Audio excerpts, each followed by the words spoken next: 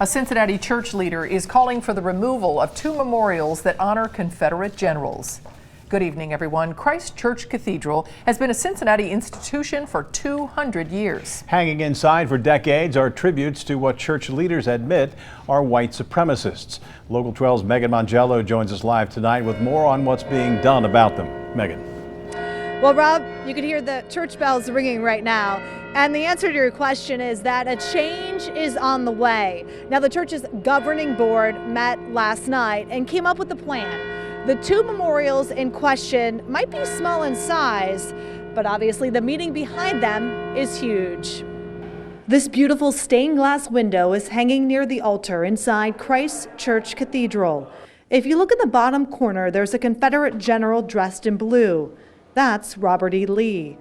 On the floor, as you enter the church lobby, there's a plaque of Leonidas Polk, a bishop who was also a general of the Confederacy. The church itself has been complicit in enshrining systems and people who contributed to white supremacy.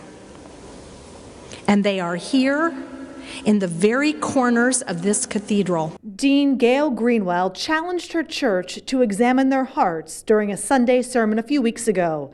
Senior Warden Don Lane is part of the vestry or church board.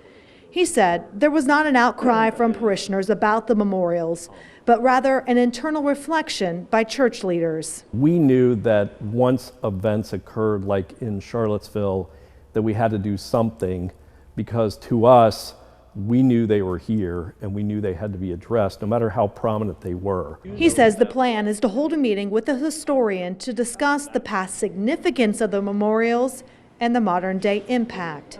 Then ask the church community what they want done. But as we do with other decisions that the vestry makes, we want to make sure that we hear from the folks that we represent in the pews and also in the cathedral community at large. By watching the end of Dean Greenwell's sermon, you can already gauge the reaction.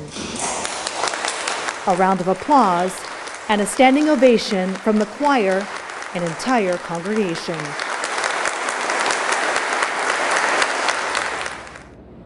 The memorials right now are still a bit of a mystery. Church leaders really want to look at where they were from and how exactly they got here.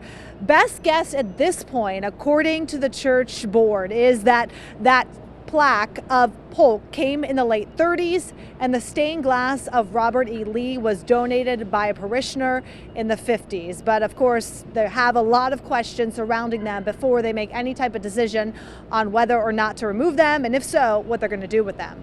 Reporting live downtown along 4th Street, Meghan Mongillo, Local 12 News.